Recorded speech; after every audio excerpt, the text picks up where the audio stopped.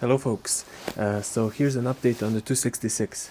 I've put in a new muffler and I've found out that I was actually wrong about putting that carburetor gasket in from Tillotson. It did not close up the impulse line, so I needed to change that out.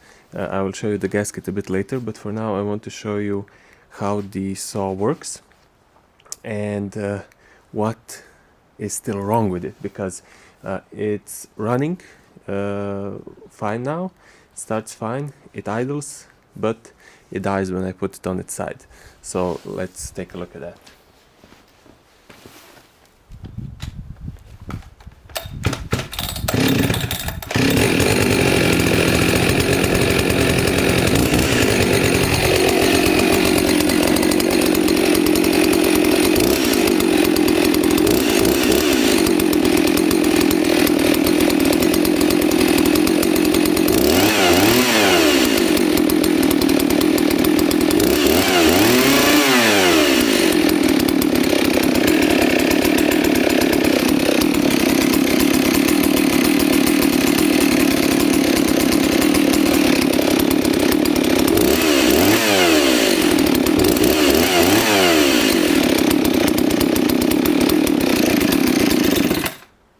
Yep, there we go.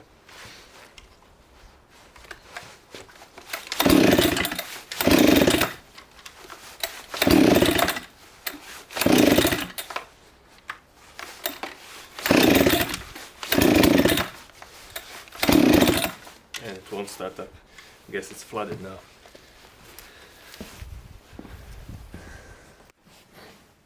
So here we are back at the bench. So you saw what happened. It ran fine for a bit, even when I tipped it over, and then it died after I revved it up a bit. So I think it's getting flooded. And by what I've read,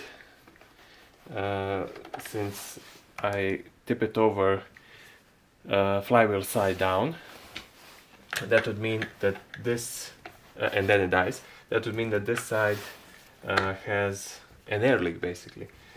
So the extra fuel and oil mix will get in there, close up that air that's getting out, and cause a rich condition which basically kills the saw. So what I'm thinking, we have that plastic little ring that mounts the oil seal on. So I'll try to take that out, see if there's anything obviously wrong there, and if not, we're probably getting a leak there. I don't have any way of testing. I don't have a leak down tester.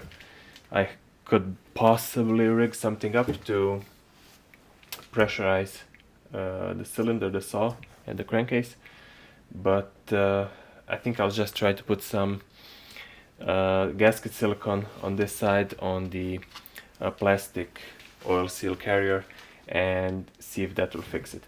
So I did put in a new muffler. This is an aftermarket muffler, and I modded it just a bit, drilled a few holes through the compartment or the little barrier inside, so it has more airflow, and I've also fish gilled the exhaust a bit, the fins on the exhaust. Not sure if you can see that. Yeah, maybe just open them up a little bit so it has more air, but it's smoking heavily, and I'm not sure, I probably saw that when I fired it up. It's smoking pretty heavily. Not sure if that's the problem, a separate problem, or if it's this crank seal that's causing that. So we'll see when I fix this if it still smokes after that. The oil is mixed 50-1, the gas and oil, so that shouldn't be a problem. But not to bore you with the disassembly, I have to take the bar off, the chain, the recoil, the flywheel, so nothing really special there. So I'll just cut back in when I have that off. There we go. Now we have the flywheel off, and we see the generator here, and these three screws hold down the generator and the plastic oil seal carrier, I guess. Now we'll just take that off. I did test out the generator while the saw is running, and I got no power from it, so either it's defective in some way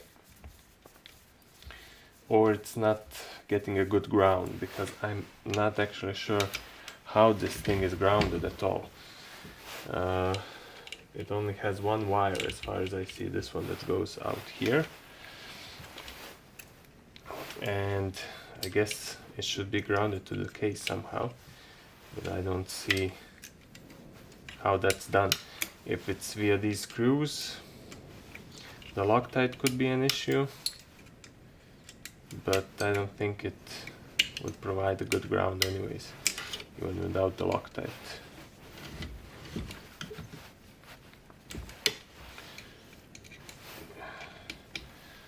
And the Loctite is great, but it does make disassembly harder. So I was hoping I didn't have to do this again, but you know, it's an old saw. I'm not a professional builder, repairer, whatever. I just do this for kicks. See if we can get this thing running, properly running. Yeah, see, have to clean that out, put in some more later. Yeah, this one is really stubborn.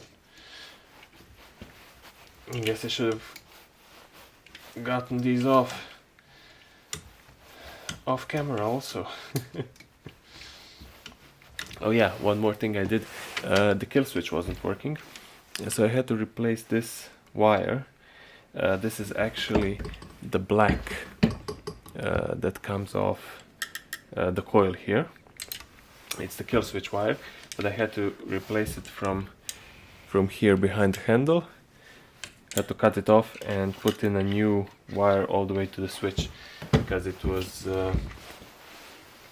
broken somewhere along the line there, and I couldn't kill the saw. I had to choke it to turn it off.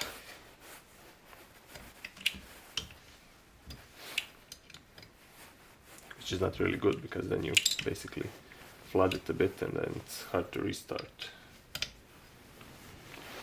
How can we make this a bit easier?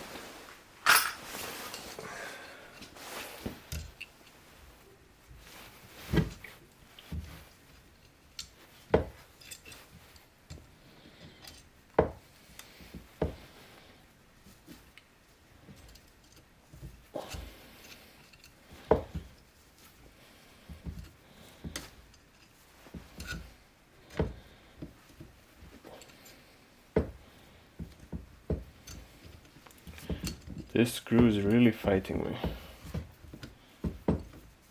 Okay. Now we're getting somewhere. Okay. Whew.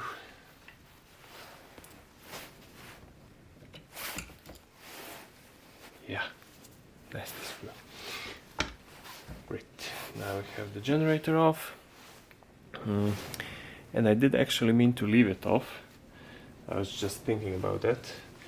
But it's thick, you know, this inner what's it called, transformer steel part, because it's layered steel plates. It's really thick.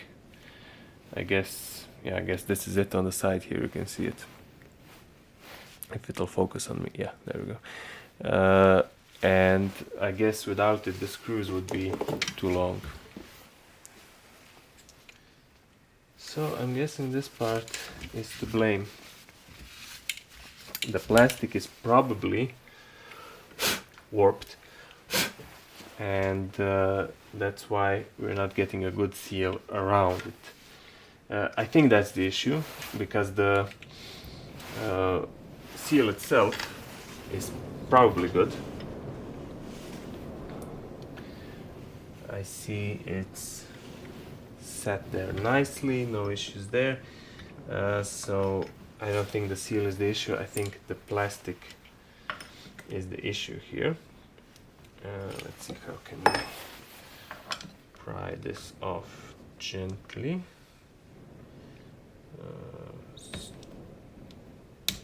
Oh yeah.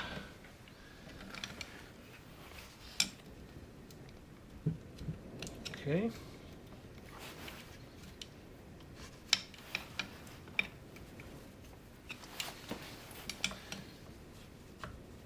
It's plastic, so it's fairly gentle. Okay, there we go. Yeah, the seal looks good. Come on, focus. Focus. There we go. The seal looks good. I don't see any issues here. Yeah, I'm just checking it up a bit closer. Yeah, but I think it's good. I don't think we've had any issues with the seal itself. So this is most likely the cause. And I did put an OEM O-ring on this one, and on the other side, of course, a new O-ring. But I'm guessing the plastic is not really straight anymore, and that's what's causing the issue here. I'll have to clean this out as best as I can. Don't want any junk to get into the bearing as well. So I'll clean that off, and then I'll put a layer of gasket silicone on this surface, and of course on this plastic part here. And I will need something to clean it off from the oil, so I think I'll get some carb spray.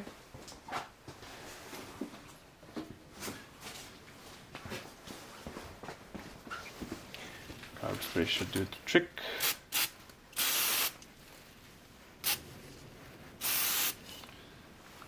Get all of the oil off it.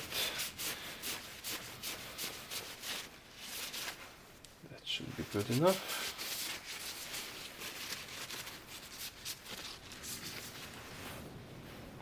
Yeah, perfect. Let that dry. And I'll wipe down this surface as well. So the silicone would obviously have a hard time catching onto anything that's got a bunch of oil on it.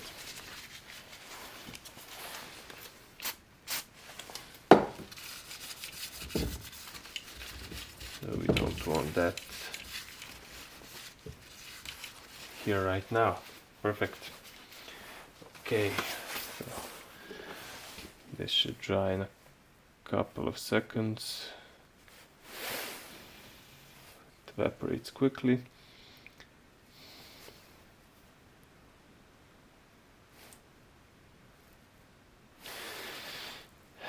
The seal looks good. Hopefully it's not too far in there. When I drove it in, I drove it all the way to the lip here. But I think it should be good. The taper starts way up here.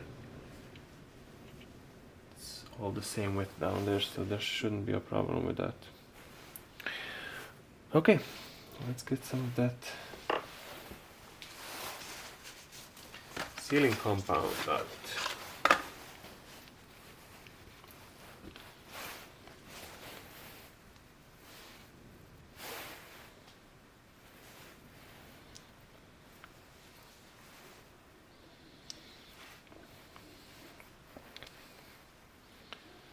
So I'll just do a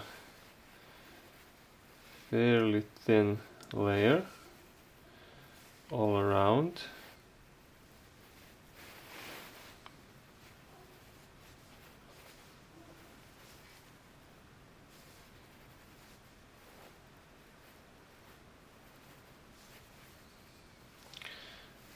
We don't want this stuff getting into the bearing. That would not be good.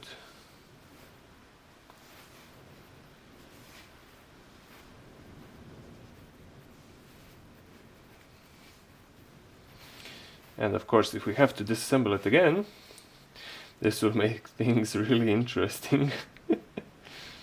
But you know, we'll cross that bridge when we get to it, if we get to it. Hopefully not.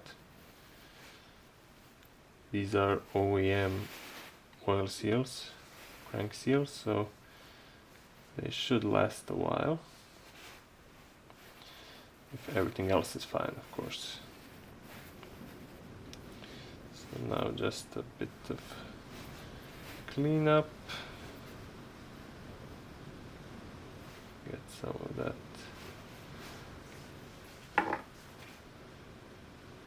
excess material off from this inner edge as well. Okay, I think that will be good. Set that aside for a second. Now we'll do this part. Also a thin layer. We don't want it squishing out everywhere when we tighten this whole thing down.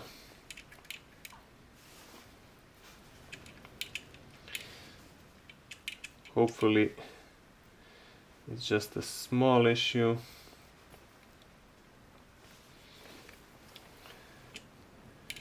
Small leak, and this will fix it up.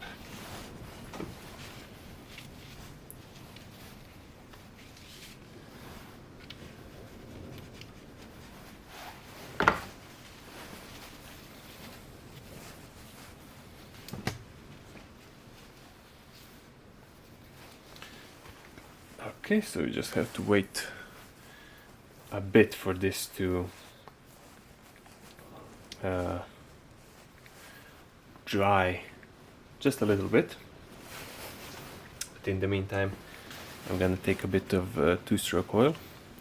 Just gonna put it on my, put the drop on my pinky and oil the inside of the oil seal again. So when I do put it on, just slides on easily. And this side has a taper, so I'm not really worried, but still. I didn't take the key out. I hope it's not gonna get in the way. I don't think it will. Got it off well enough. Let's have a bit of gasket silicone, one of the holes, so yeah. And then in another as well. Just clean that out. This is a bit of a tricky thing, at least in my opinion, since we have to, you know, you have to put in gasket silicone, which doesn't like oil. It won't adhere well, but all the right pieces need to be oiled up and lubricated so everything fits and doesn't catch up. Okay, well that's drying. I'll get some of that Loctite if I have any left.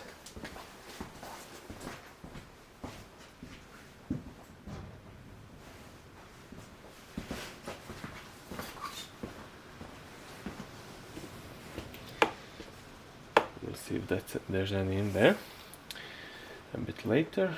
And I think we can go ahead and put this together.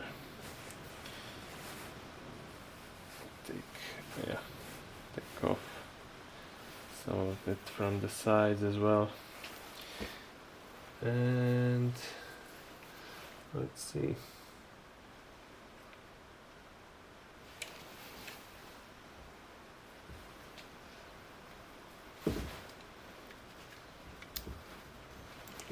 Okay, nice. we're aligned properly. Yeah, I think that's good. I got just a bit of it squished out in here. So just take that, a bit here. Okay, perfect. Is this hole aligned?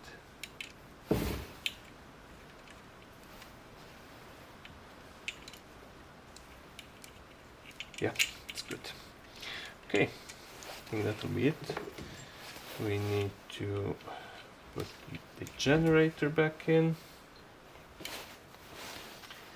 and tighten it down.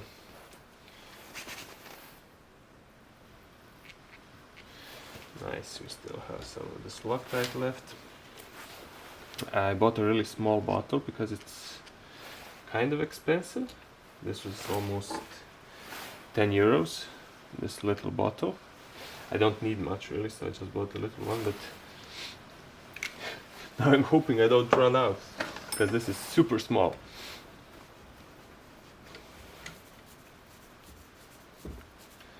I'll have to like buy a bigger bottle if I keep on doing repairs like this. Because I like to put some Loctite on the threads. Chainsaw is always vibrating. It's basically one big engine, so that you're carrying around. So it's best to put something in those threads.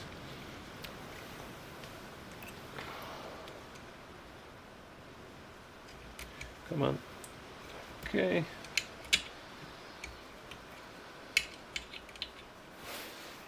So we tighten those down lightly first, then I'll go do another pass on them just to get it down a bit more.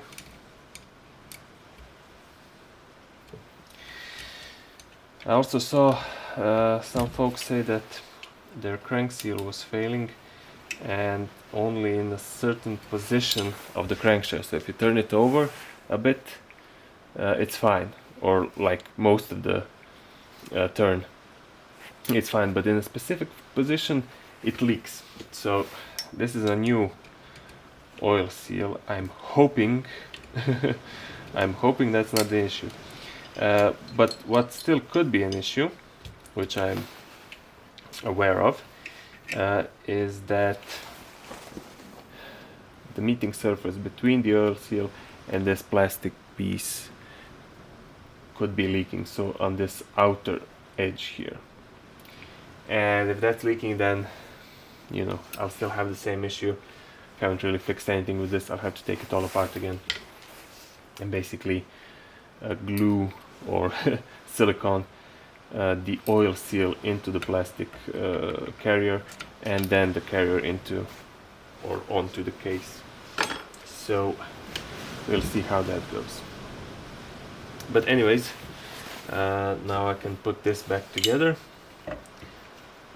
line up the key in the keyway, and get my beat up old washer here, and the nut. This side has a normal right-handed thread and the other side is left-handed, so when you're taking them apart, that's something to keep in mind. And I'll tighten this down by hand. I think this should be fine. Maybe I can block it off here, so if I just put the screwdriver here. Yeah. Tighten it down just a bit more, but that's fine basically. We should have, yeah, no issues there. Okay.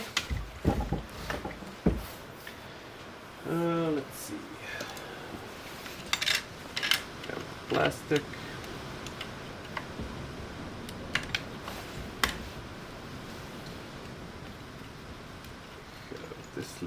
This little generator connector here is really stubborn. I don't know if you can see that, but I was having issues with it before. Yeah, it's probably too far away, but it has two plastic tiny little tabs, and you have to turn it around just so it fits into the grooves of this black cover. And when you do that, you have to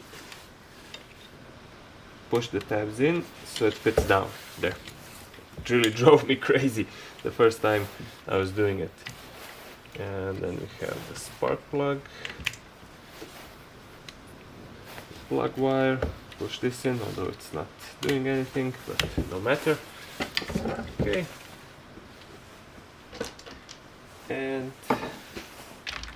the recoil.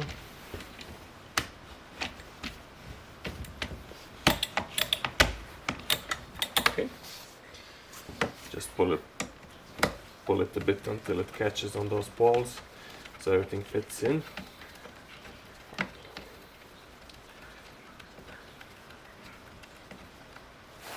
Fits in place.